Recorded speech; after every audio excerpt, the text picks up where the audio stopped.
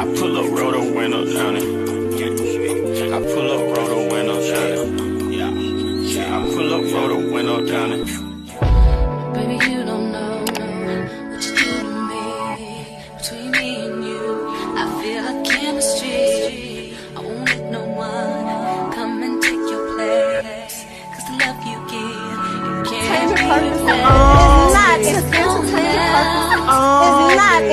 in the case of anybody. That's why I spend my life with you. Hi, hotties, kettles, tea stirs. You're here for hot tea. All commentary is alleged, and in my opinion, this is for entertainment purposes only. I wanted to drop in and talk about Kiki's rant from last night about the season finale, her mom, AL, and Mel. I dropped in, I was watching, I was going to stay in the bushes, but she said some things that was interesting to me. So I popped in and I asked a few questions, but her live had ended as soon as I asked my second question. I thought I had got knocked off, but you guys said her live had ended, but she ended up coming back live. But I didn't join the live when she came back. But I do believe she posted it on her Instagram, but I didn't check it out. I just want to talk about the first rant that I got a chance to see. So let's talk about it. Don't forget to like, subscribe, comment, hit the post notification bell so you guys are up to date each and every time that I upload. A lot of this I'm going based on my memory, and it's not word for word. It's just my interpretation or how I perceive the live to be. You guys know I did a recap and Mel popped in on my live for the very first time, not the recent live I just did, but the live previous to that. And I got a chance to ask her some questions, and I asked her about her and Kiki's relationship, and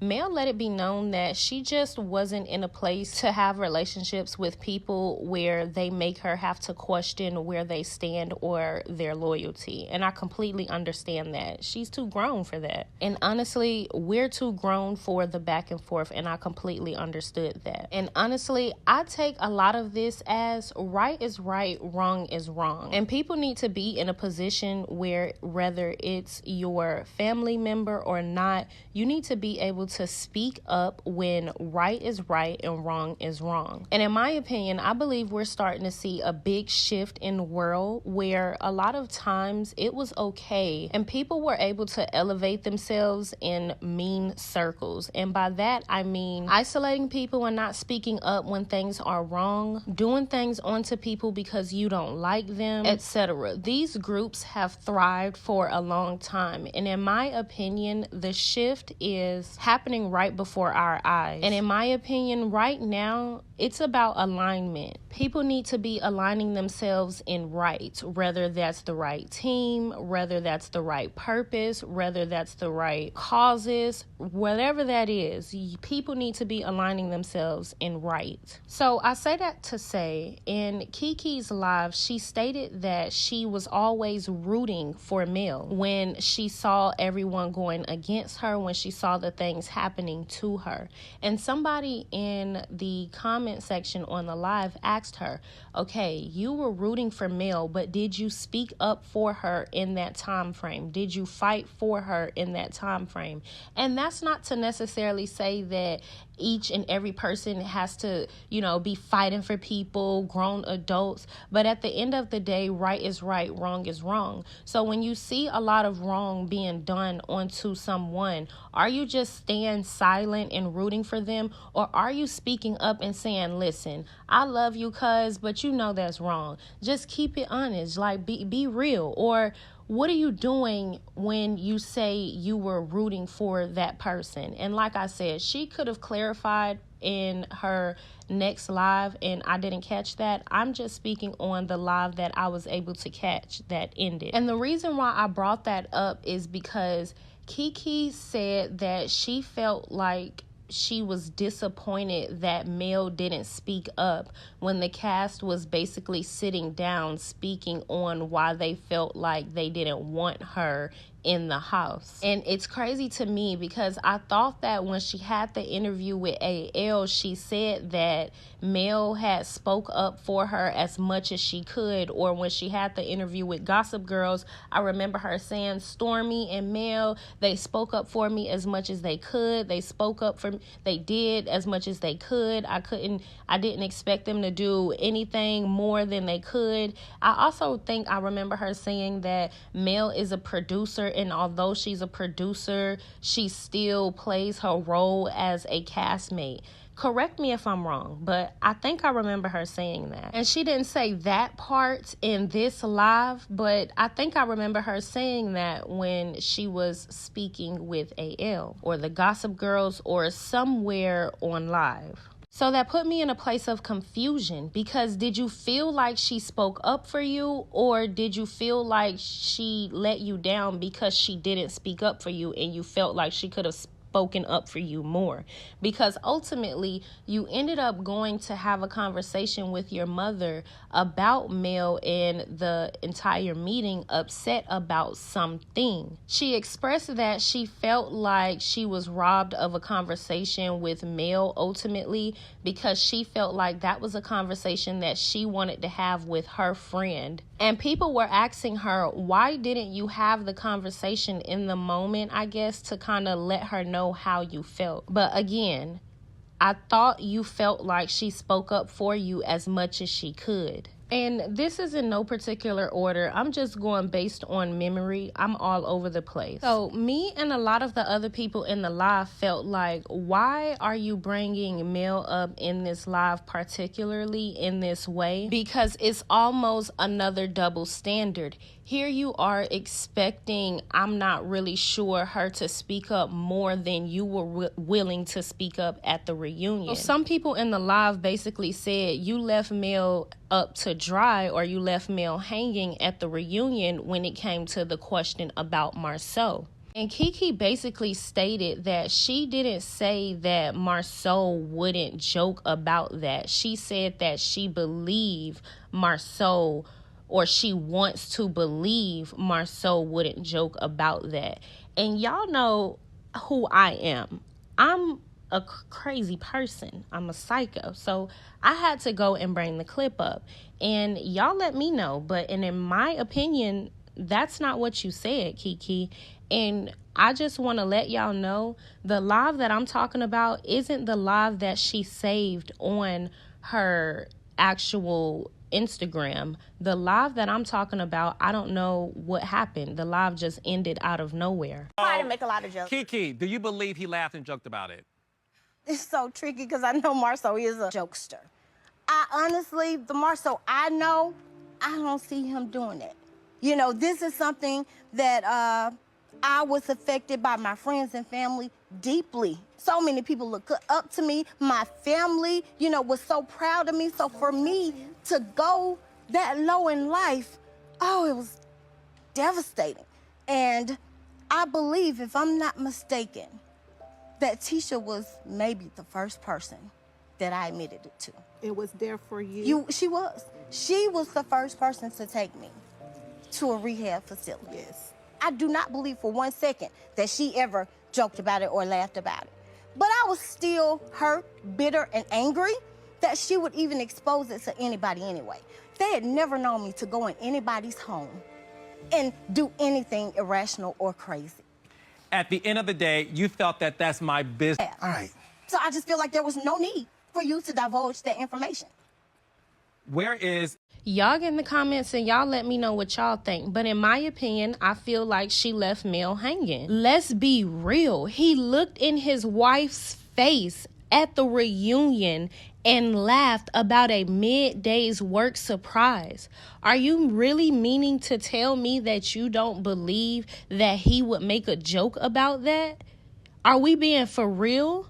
And so in her live, she said that she knew what the real answer was, but because she was trying to get on a good page with them, and I'm putting that in layman's terms, you guys, I'm just paraphrasing, then that is the reason why she answered it that way. But in my opinion, the way that she answered it, she left Mel out to dry. And she also went on this tangent about how her cousin Tisha was always there for her. And look at what's happening this season. They literally shitting on you. But with that being said, even in the reunion, they were being nasty to her. They were shitting on her. And she was up there ass kissing. And in my opinion, she was being disingenuous. She wasn't being real. She wasn't telling an authentic story. And it turned around and it bit her in the ass. And that's just what I take from it. And that's ultimately what she said in the live. She said she knew what she felt. She knew what she knew, but she said what she said at that reunion. And she said that because she was trying to get on better terms with them. So I could say, and what I was trying to say in the live, and this is where I started to leave my question, is can't we say the same thing for Mel?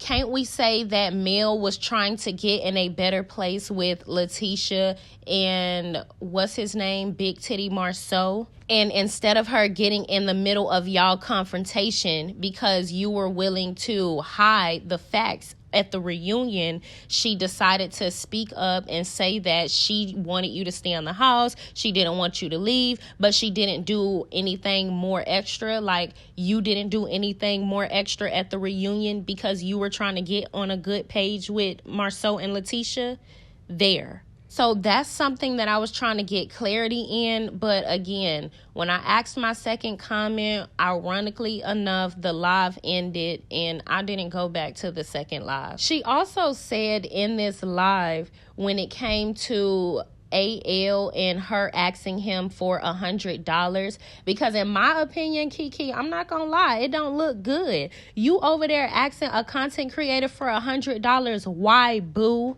Why are you asking a content creator for $100? So she clarified and she said she kind of feel bombarded. She didn't really say that, but that's basically how I took it, because AL knew that allegedly they had a conversation, Kiki and AL, about Kiki and her interview prices.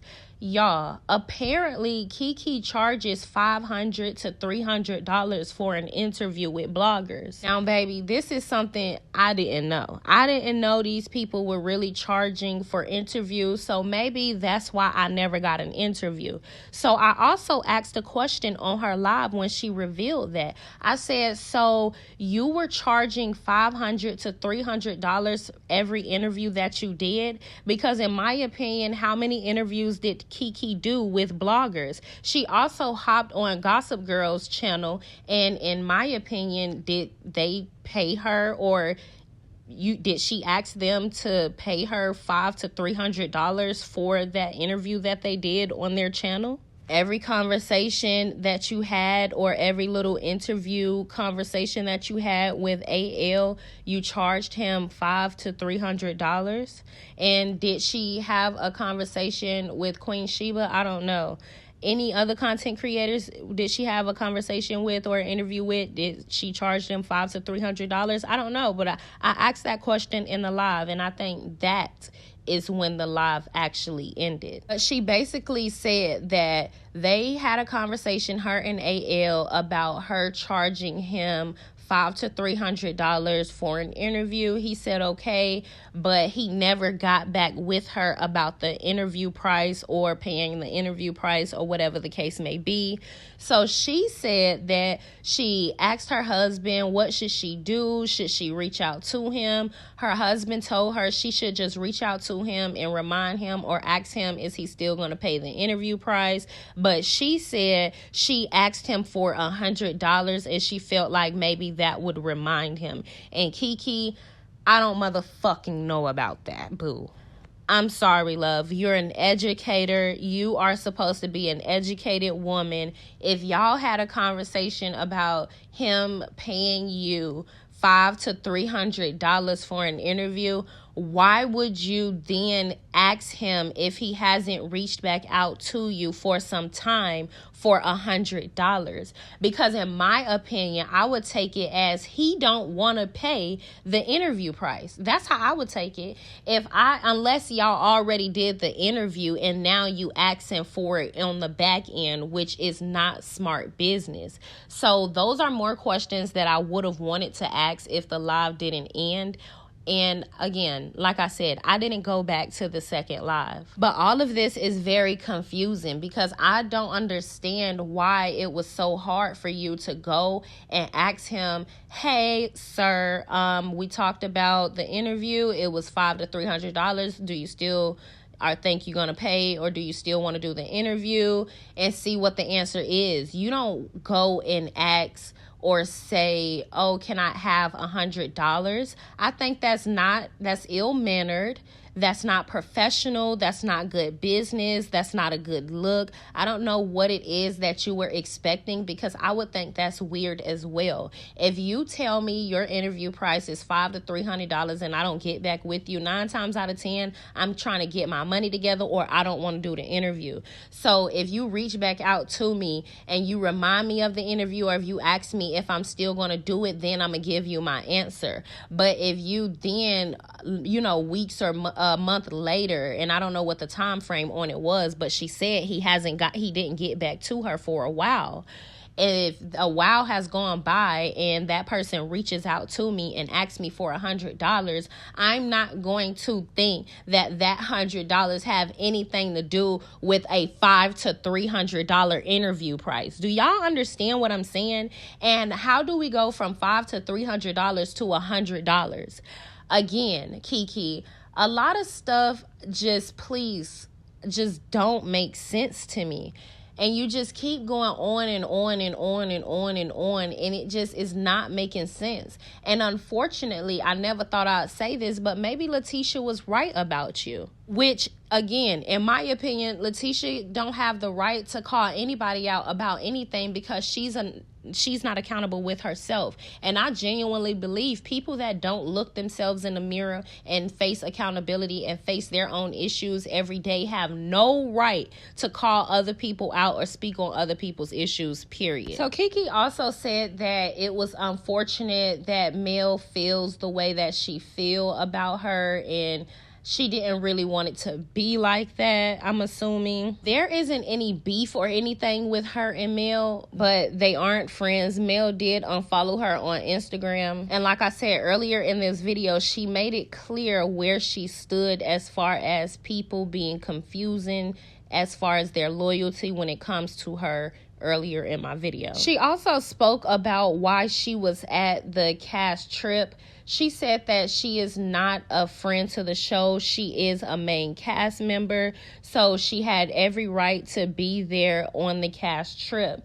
And she was responding because a lot of people were asking her, like, why did you want to be on the cast trip anyway? And so she felt like she had every right to be there. But I feel like a lot of people were saying, why do you want to be on the cast trip anyway? Because you didn't get the invite. And on top of that, the way that everybody was treating you, you shouldn't have even wanted to be there. And I mean the Scotts. She also said that production had something to do with that. So basically, Love and Marriage Huntsville cast, all of them are letting it be known, all of the production tea.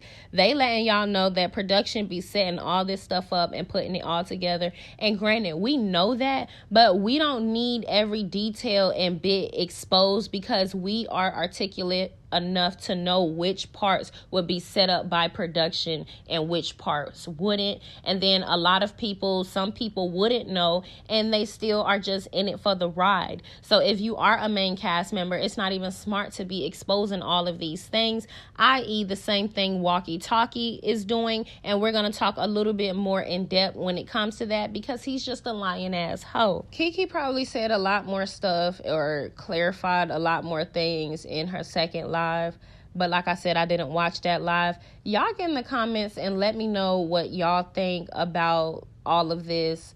This is just so confusing. It's just so weird, because ultimately You called your mom speaking about mail in a distasteful fashion.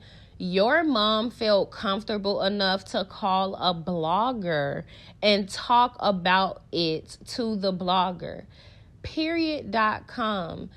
I think in general, like, just period, like, that alone speaks volumes, because why is she that comfortable to go to a blogger to speak that way about a blogger if initially you held her in such high regards? If anything, you would think that if you really felt this way about her and you had these conversations about her to your mom in a high fashion, to where if y'all have one disagreement as friends, then she wouldn't run off to a blogger talking ill to your friend about that one disagreement. If anything, I would think that a parent would listen and just listen, because I mean, the running off to the blogger part was just way out of whack. But I don't know. Again, y'all get in the comments. Let me know what you think. Don't forget to like, subscribe, comment, hit the post notification bell so you guys are up to date each and every time that I upload. Yeah, I pull up, roll the window down it. I pull up, roll the window down it. Yeah, I pull up, roll the window down it. Baby, you